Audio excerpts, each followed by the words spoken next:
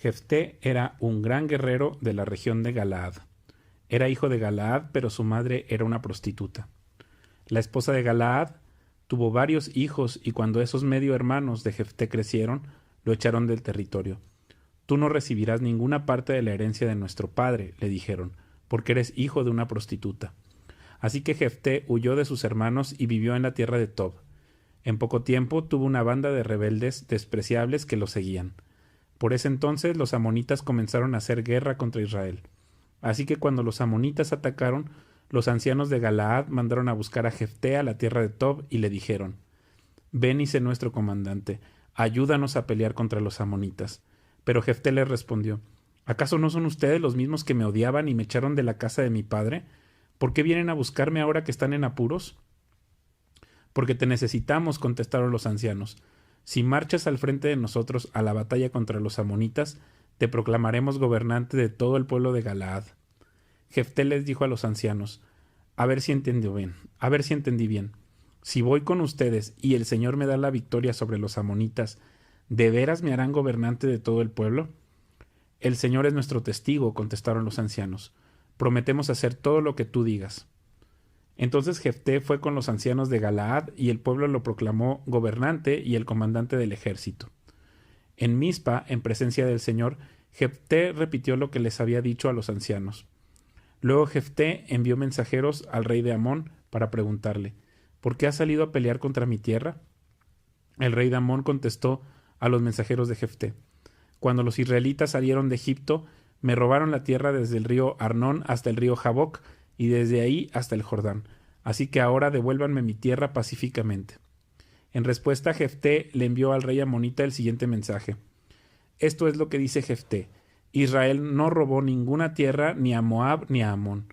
Cuando los israelitas llegaron a Cades, en su viaje desde Egipto, después de cruzar el Mar Rojo, enviaron mensajeros al rey de Edom para pedirle que les permitiera pasar por su tierra, pero su petición fue denegada. Entonces le pidieron lo mismo al rey de Moab, pero él tampoco los dejó pasar por su tierra. Por eso el pueblo de Israel se quedó en Cades.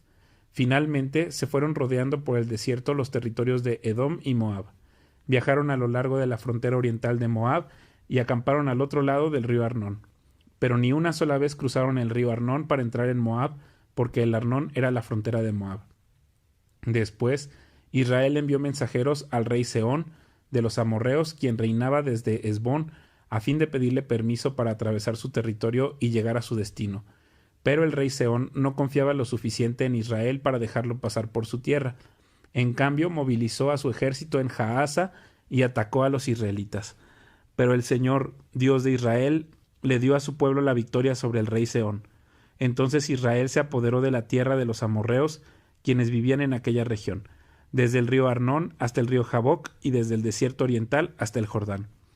Así que, como ves, fue el Señor Dios de Israel quien les quitó la tierra a los amorreos y se la dio a Israel. Entonces, ¿por qué tendríamos que devolvértela a ti? Tú quédate con todo lo que te dé tu Dios Quemos, y nosotros nos quedaremos con todo lo que nos dé el Señor nuestro Dios. ¿Acaso eres tú mejor que Balac, hijo de Zippor, rey de Moab? ¿Intentó él presentar argumentos contra Israel por territorios en conflicto? ¿Entró en guerra con los israelitas? Hace 300 años que Israel vive aquí, tanto en Hesbón como en los asentamientos de alrededor, hasta Aroer y sus asentamientos, y en todas las ciudades a lo largo del río Arnón. ¿Por qué no has hecho ningún esfuerzo hasta ahora para recuperar la tierra? Por lo tanto, yo no pequé contra ti, más bien tú me hiciste daño al atacarme. Que el Señor, quien es juez, decida hoy quién de nosotros tiene la razón, si Amón o Israel. Pero el rey de Amón no hizo caso al mensaje de Jefté. En esa ocasión el espíritu del Señor vino sobre Jefté, y él recorrió toda la tierra de Galaad y de Manasés, incluida Mizpa en Galaad, y desde ahí lideró al ejército contra los amonitas. Y Jefté hizo un voto al Señor: si me das la victoria sobre los amonitas, yo entregaré al Señor al primero que salga de mi casa para recibirme cuando regrese triunfante. Lo sacrificaré como ofrenda quemada. Así que Jefté dirigió al ejército contra los amonitas, y el Señor le dio la victoria. Aplastó a los amonitas, devastó unas 20 ciudades desde Aroer hasta una zona cerca de Minit, y desde ahí hasta Abel Keramim. De esa forma Israel derrotó a los amonitas. Cuando Jefté volvió a su casa en Mizpa, su hija salió a recibirlo, tocando una pandereta y danzando de alegría. Ella era su hija única, ya que él no tenía más hijos ni hijas. Cuando la vio, se rasgó la ropa en señal de angustia.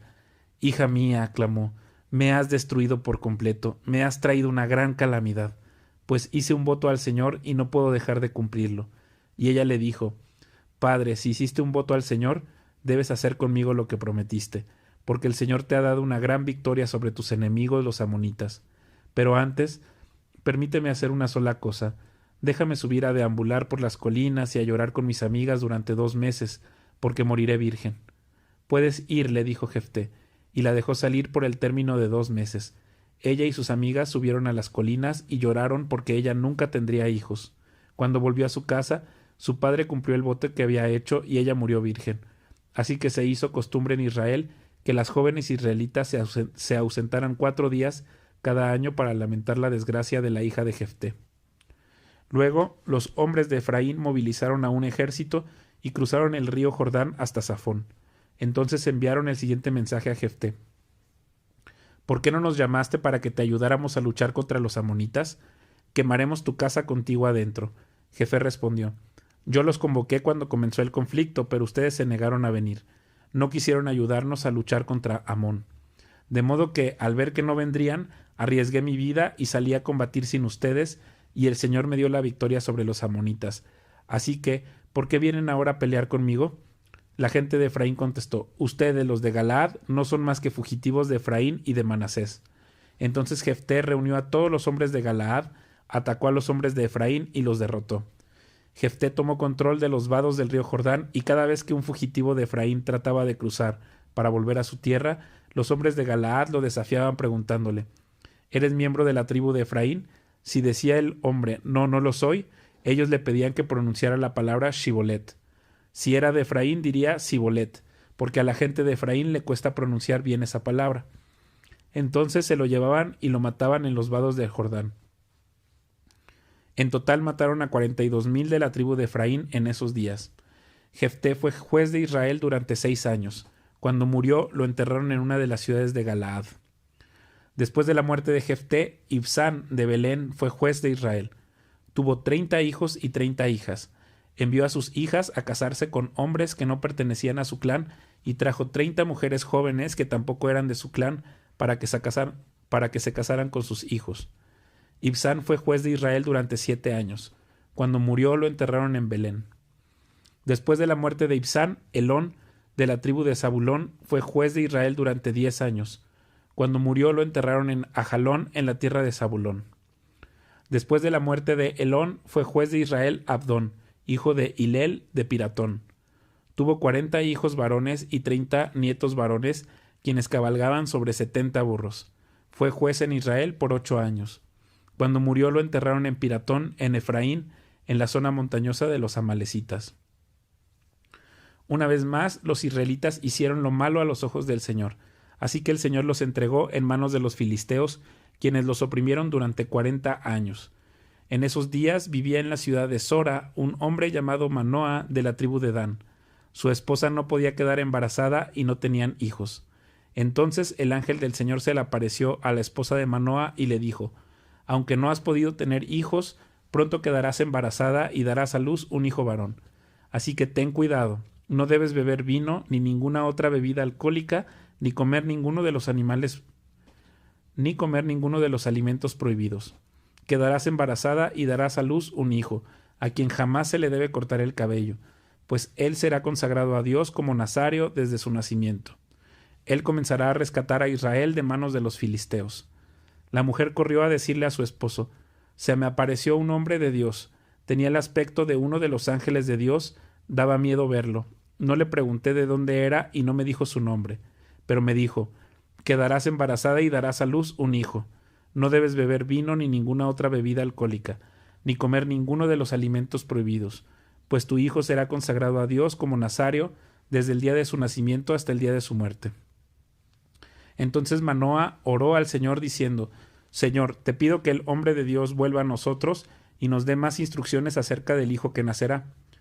Dios respondió a la oración de Manoa y el ángel de Dios se le apareció otra vez a la esposa mientras estaba sentada en el campo. pero Manoa, su esposo, no estaba con ella.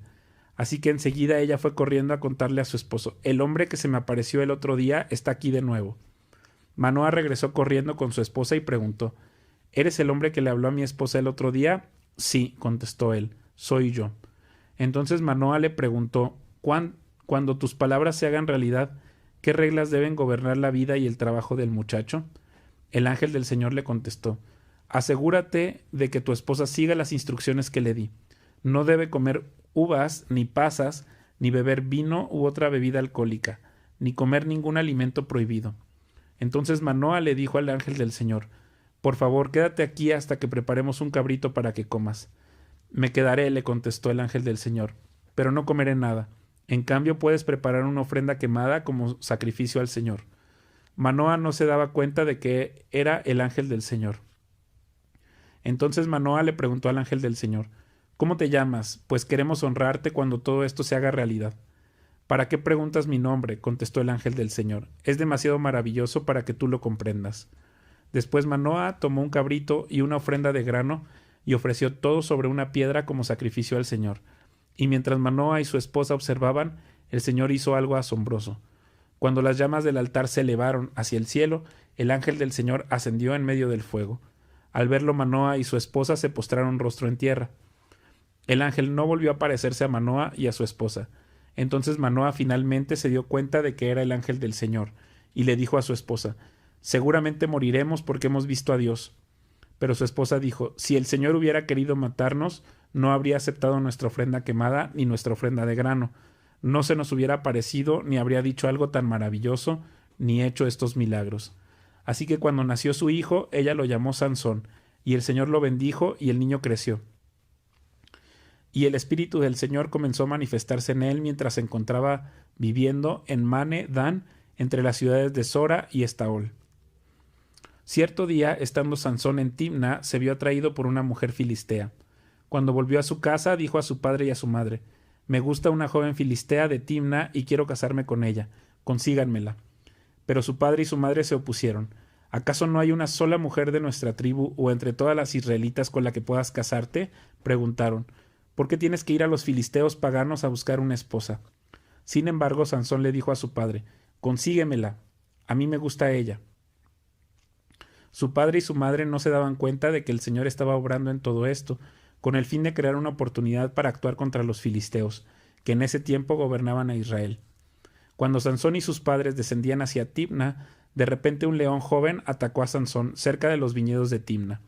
En ese instante el Espíritu del Señor vino con poder sobre él y despedazó las quijadas del león a mano limpia, tan fácilmente como si hubiera sido un cabrito, pero no contó nada de lo sucedido ni a su padre ni a su madre. Cuando Sansón llegó a Timna, conversó con la mujer y quedó encantado con ella. Más tarde, cuando volvió a Timna para la boda, se apartó del camino para ver el cadáver del león, y encontró un enjambre de abejas que había hecho miel en los restos del animal. Entonces tomó un poco de miel con las manos y la fue comiendo por el camino. También dio un poco a su padre y a su madre, y ellos comieron, pero no les dijo que había tomado la miel del cadáver del león. Mientras su padre finalizaba los detalles para el casamiento, Sansón dio una fiesta en Timna, como era costumbre de los jóvenes de la alta sociedad. Cuando los padres de la novia vieron a Sansón, seleccionaron a 30 jóvenes de la ciudad para que fueran sus acompañantes. Sansón les dijo a estos jóvenes: les propongo un acertijo. Si lo resuelven durante estos 7 días de celebración, les daré 30 mantos de lino fino y 30 trajes de ropa para fiesta. Pero si no pueden encontrar la solución, entonces ustedes me darán a mí 30 mantos de lino fino y 30 trajes de ropa para fiesta. Muy bien, dijeron ellos, dinos tu acertijo. Entonces él recitó: del que come salió algo para comer, y del fuerte salió algo dulce. 3 días más tarde seguían intentando resolver el acertijo. Al 4.º día le dijeron a la mujer de Sansón: seduce a tu esposo para que nos explique el acertijo, de lo contrario quemaremos la casa de tu padre contigo adentro.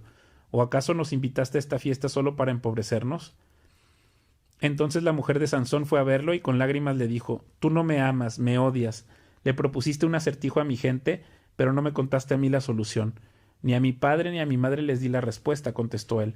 ¿Por qué te la revelaría a ti? Entonces ella no dejaba de llorar cada vez que estaba con él y siguió llorando hasta el último día de la celebración. Finalmente, cuando llegó el séptimo día, él le dio la respuesta porque lo estaba fastidiando con tanta insistencia. Y ella les explicó el acertijo a los jóvenes. Entonces ese séptimo día, antes de que se pusiera el sol, los hombres de la ciudad se acercaron a Sansón con su respuesta. ¿Qué es más dulce que la miel? ¿Qué es más fuerte que un león? Y Sansón respondió, si no hubieran arado con mi novilla, jamás habrían descifrado mi acertijo. Entonces el Espíritu del Señor vino con poder sobre Sansón, quien descendió a la ciudad de Ascalón, mató a 30 hombres, les quitó las pertenencias y dio la ropa a los hombres que habían resuelto el acertijo.